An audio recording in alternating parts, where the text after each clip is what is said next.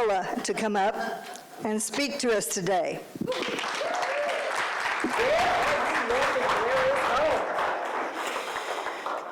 Good morning. Good morning.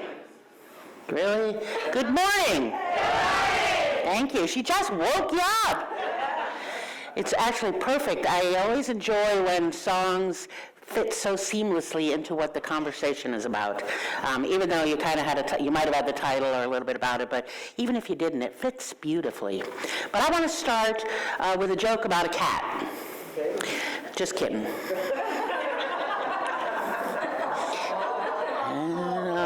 Okay. I had to, sometimes people are like, what is it? And then take a minute to catch up. So I am, while it's a silly little 5-year-old joke, and if you know me, you know I love 5-year-old jokes for 5-year-olds. And yet it is, in a lighthearted kind of way, points to what I'm talking about, is where are you living? What do you call home? And I don't mean the box that you're in, that you have a key to, where you sleep at night, but rather where's home? Where's home, my whole being? And where are you living? And the reason that I wanted to talk about it is that I've spent the last year and a half being what I call home free. And I don't say homeless because that would be really disrespectful to people that truly are homeless.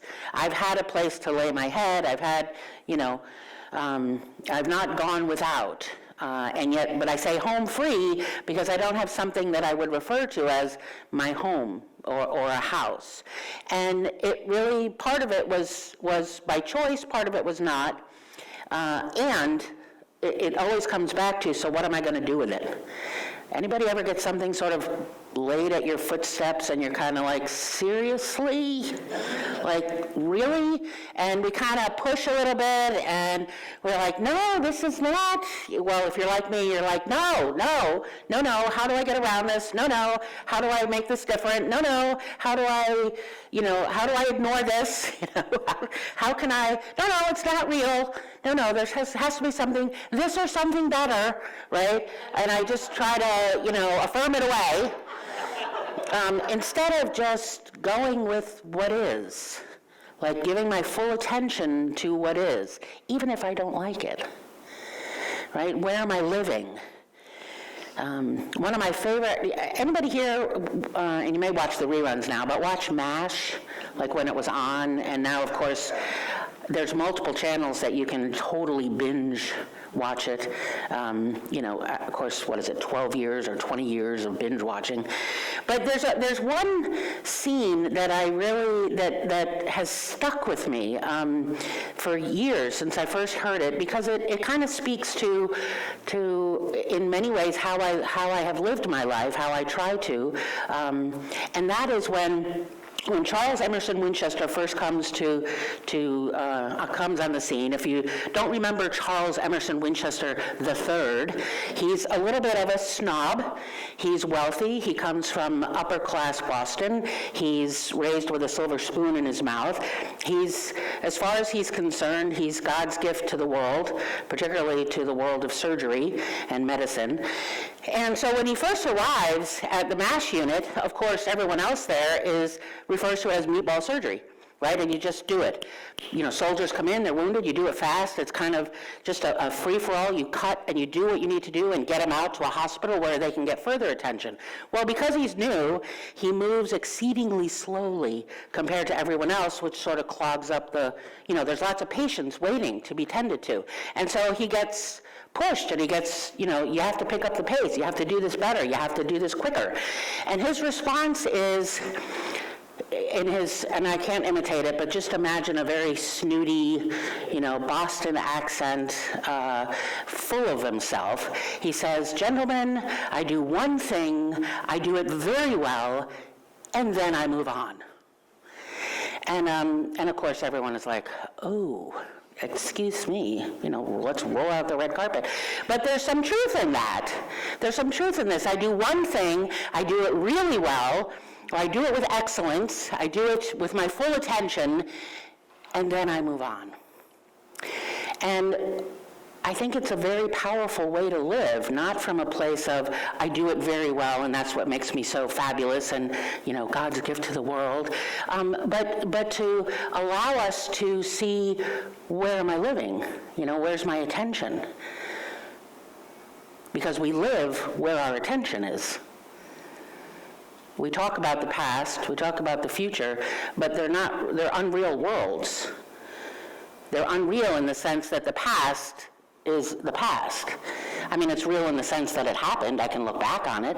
I can say, this happened, this was true, that happened, this, The meaning making we do is not necessarily real, the events, but ultimately the past and the future, they're unreal worlds, because I can rewrite the past, I can rewrite how I experienced it, I can rewrite the meaning making, I can rewrite it through forgiveness, and the future hasn't come yet. We still haven't decided what it's going to be. And we get to pick a billion different thoughts to decide what the future is going to be. Whatever I'm doing today, that's what the future is. So that's sort of a sidebar. Take note of what you're doing today, because that's what you'll have tomorrow. So what I have is right now. What I have is this present moment. And we talk about it all the time, don't we? Living in the present moment, being mindful, mindfulness meditation. There's a whole lot of, I don't know about you. Okay, this might sound terrible coming from a minister, but you've met me. So sometimes I feel like I'm being bombarded, like I'm being henpecked to live in the present moment.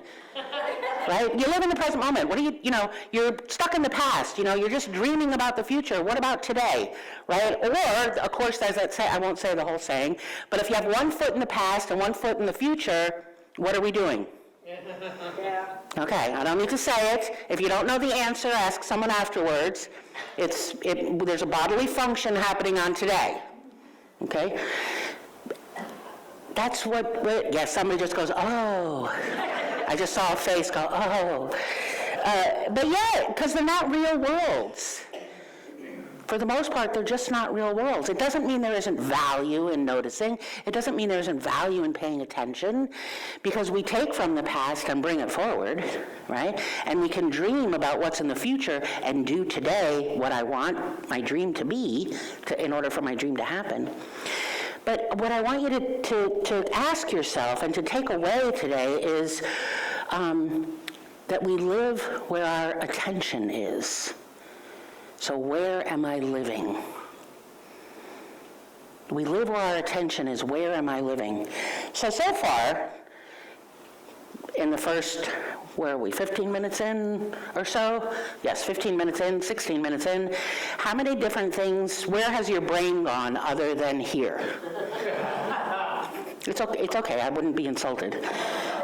Right? How many of you have lists going? On a piece of paper, on your phone, at home? How many of you have a calendar on the wall with the little boxes all full? Right? How many of you have a little notepad in your purse that you write things down? Yep. How many of you have, how many different ways do we have to make a list? Anybody have Alexa? Yeah.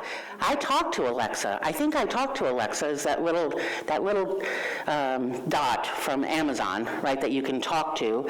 And I think sometimes I talk to this because I live alone.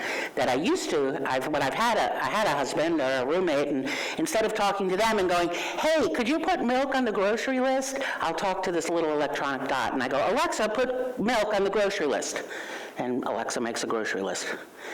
So I'm making a list in like 8 different places, because I know if one fails me, I might remember I have another one over here, and if I don't remember that, I know I have another one over here, right? And then I put little prompts on my calendar to buzz me, to remind me to look at my list.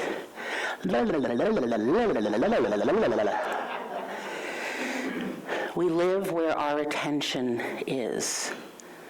So where are you living?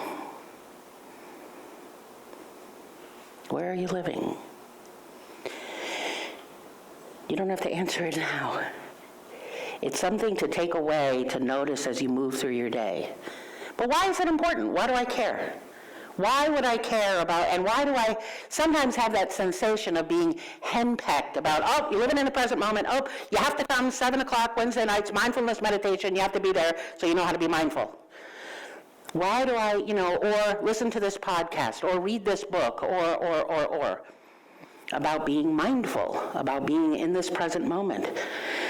Why do we care so much about that? Now you can answer that one. Why do we care so much about it? It's all we have. It's all we have. What else? It's where the power is. It's where the power is.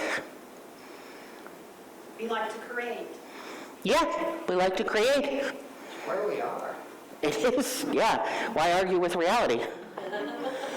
It is where we are physically, but our mind is generally elsewhere. So wouldn't it be nice to have our mind and body congruent once in a while? It's also, one of the things I love about it is that it's the secret to joy. It really is all of those, there are multiple reasons why it's important to where am I living? Like, I'm living where my attention is, and to start noticing where my attention is. And here's the beauty of it. Here's the best part about living where our attention is. I don't have to do anything. You remember all those lists of things to do? Guess what? When I'm living in the present moment, when I am here in front of you, or just sitting looking out the window watching the birds or the rain, when I'm giving my full attention to whatever's in front of me, there is nothing to do at all. Really, bless you. Nothing to do. I don't know about you, but I'm tired of doing sometimes. We live in this world like this, right? We get bombarded by 24-hour news, social media everywhere you go, got notifications on my phone. I even have, and for me, it used to be I could call a girlfriend up and go, hey, let's go have coffee. Now, I call a girlfriend up and let's go have coffee, after work today. No, I can't but we have to put it on our calendar. I'm like, what? No. So it brings us, there's nothing to do. All I have to do, it's not even required of me. It's just a happening that I just be with whatever. And imagine doing that with people. If I just sat with you, didn't say a word, and just be, and have my full attention, if I just live where you are, what does that do for you? What does that give you?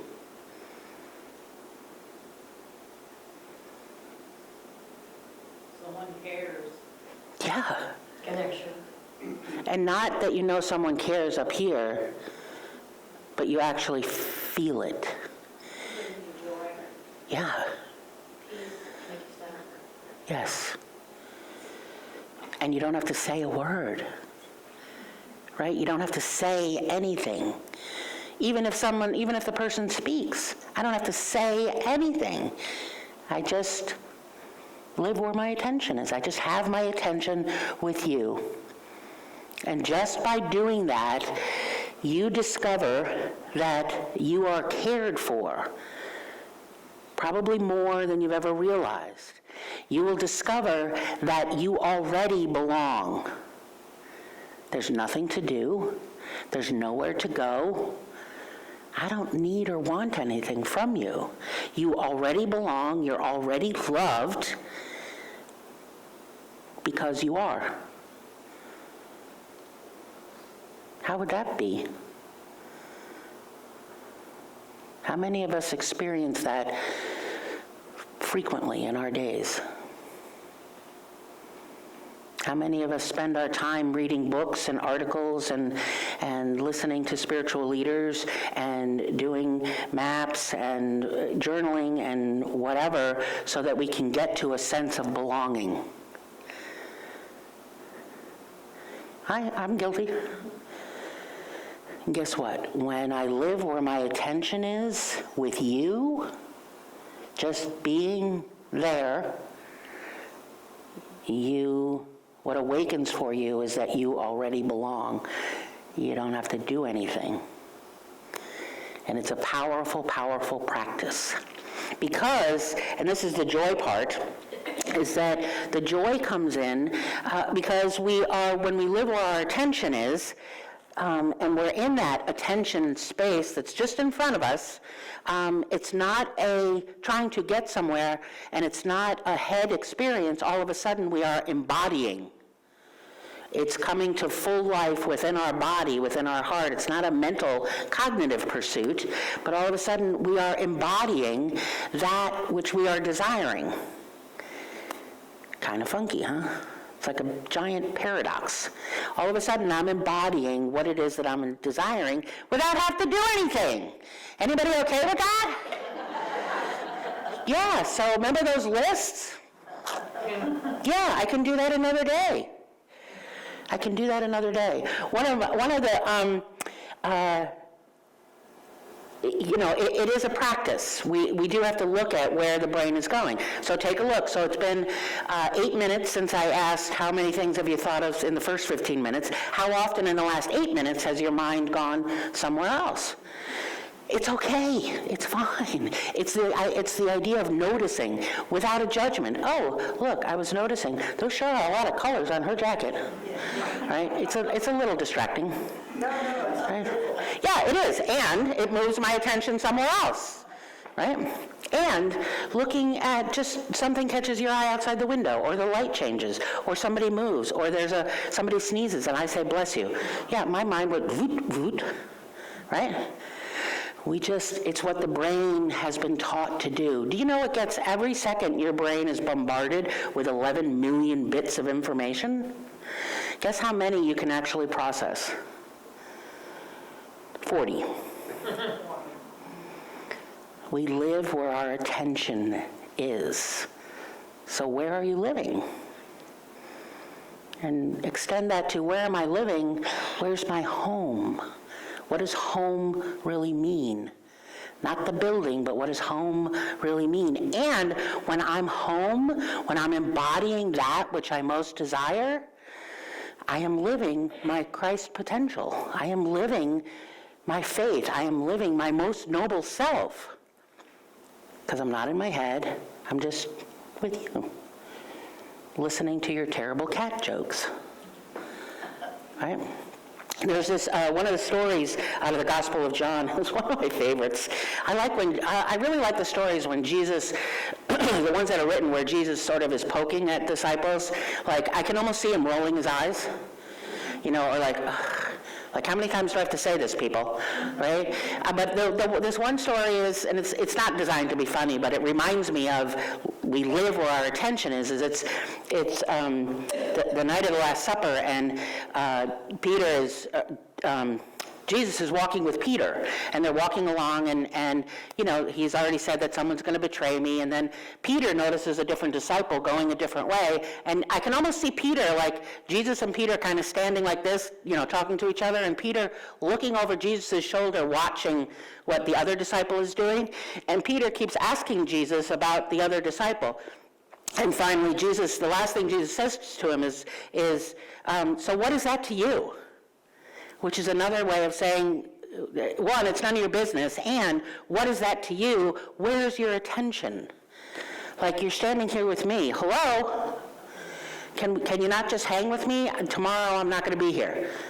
So would it be okay if you just pay attention with me? Not because anything special is needed, but that's what we're called to do.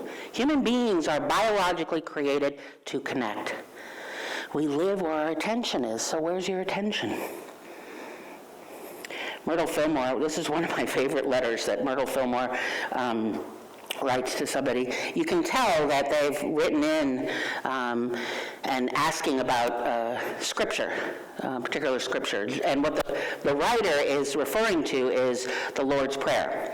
But my favorite thing is, this is Myrtle's way. Myrtle Fillmore, co-founder of Unity, was not this sweet, soft, gentle woman that people tend to think. She was hardcore. This is what you do. This is principle. This is how you work it. And this is what happens. And this is how you do it. She wasn't mean, but she was direct.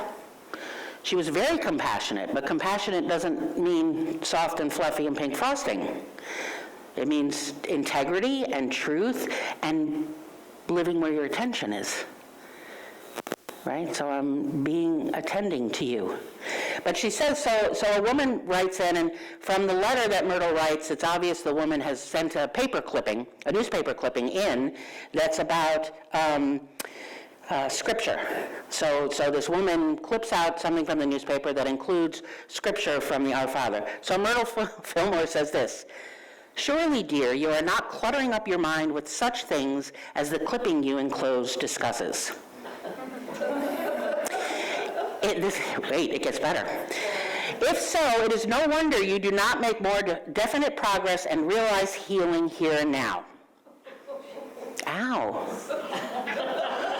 But she's very clear. If you're going to pay attention to that over there, guess what's not going to happen here? Where's your attention? You live where your attention is. She goes on to say, "We hardly realized that there were still persons deluded enough to talk of such writings as though they were to be taken literally.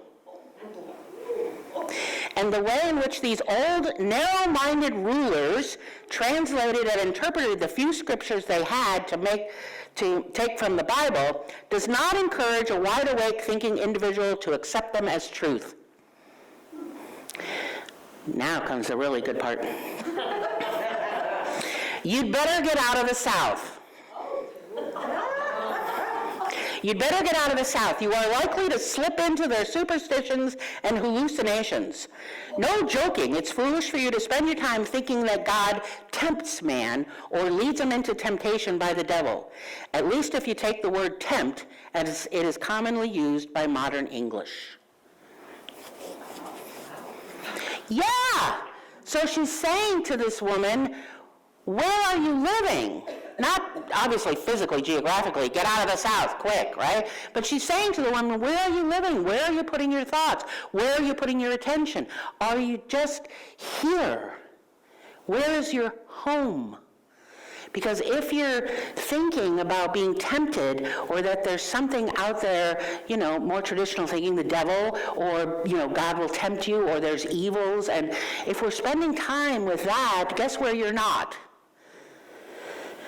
I'm not living the place that I would like to call home. I'm still living where my attention is. That's the catch. Right? When I say we live where our attention is, wherever my attention is, that's where I'm living. So is that the place I want to build my house? Or maybe I need to pitch my tent there for a moment and then keep moving on. Right? We live where our attention is. So it doesn't mean ignore the sufferings or the pain in our life. Sometimes we have to live there so that we can fully embody it and go, oh, here's what I need to do for healing. I'm just being present to what's in the moment. But often we want to, but wait, this doesn't feel good. I want to live somewhere else. We can, and then I move my attention, and I live there, right? And whatever I have not been paying attention to is like a giant fifth wheel that I'm pulling behind me as I live where my attention is. Living where our attention is, if I'm living where my attention is, whatever it is, whether it's joy or sorrow or happiness or peace or calm or pain, when I live where my attention is, I'm fully alive, I'm fully awake, and there's nothing that I have to, quote unquote, do to fix anything. Because what happens is we become awake. Right? Our most noble self says, okay, it's time to get up and go do this. It's time to stop having so much sugar in my diet. It's time to go walk an extra mile. It's time to just sit still. It's time to call up my friend and go have lunch. It's amazing how much the heart tells you what to do, so to speak, when there's nothing to do. But it's not coming, you're not Rolodexing your brain on how to fix it. We live where our attention is. So where are you living? Where are you living right now? How many, or in the last few minutes, how many drifted off and came back? Yeah, so where'd you drift off to? You could say it. I won't repeat it. You won't be in trouble. Where'd you drift off to? Chiefs at noon. Chiefs at noon. My kids. Yeah, I'm with you. In my mind, I'm like, okay, is she ever going to stop talking? The Chiefs are on at noon.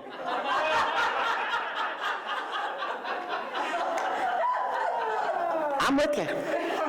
And yes, I am going to stop just a moment. Where else did you live? Where did you go? Puerto Vallarta. Sorry? Puerto Vallarta. Puerto Vallarta. That's a good place. Yeah. Where else? Calling my daughter. Calling your daughter? A little bit Yeah. service started. Right. Yeah, did you go back to one of those lists or things, and then something happened and you come back? It's not to chastise ourselves, it's not to guilt ourselves, it's not to feel bad about any of it, it's to just notice, right? Just practice noticing. You don't have to do anything, just notice it. Because the moment you notice it, you go, oh, there I am.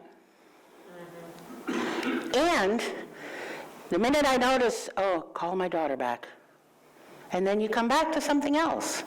It won't go away, trust me. You'll remember again later. But it's just the fact of noticing. When I notice where I'm living, when I notice where my attention is, I have access to unending joy. I have access to unending healing. I have access to unending creativity. Because all of me is right here. Anybody brush their teeth without running through a list of things to do? Washing the dishes? We talk about it all the time, but it's just, so what I want you to know, most of all what I want you to know, is it's a practice. We live where our attention is, so just start noticing where your attention is. Not to change it. There's nothing to do, there's nowhere to get to. You already belong, you're already loved. So just stop. Notice where your attention is and say, oh, this is where I'm living now. And then you get to go, where else would I like to live? Right? The more you practice it, the more you're willing to pause. To just pause, to breathe, especially when you're with each other. Especially when you're with each other.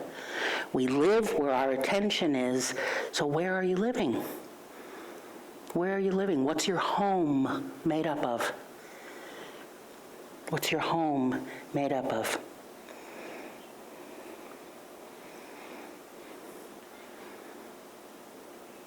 It's made up of the past, it's made up of the future, and it's made up of right here and right now. Bless you. See? Whoosh, whoosh.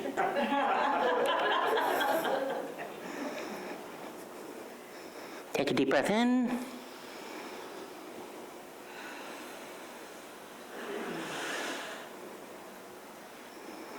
Another deep breath in. Before meditation, we're just going to sing a little. We're going to bring our attention. We're going to live right here. Just live with the music, live with the words, and then we'll move into meditation. Breathe.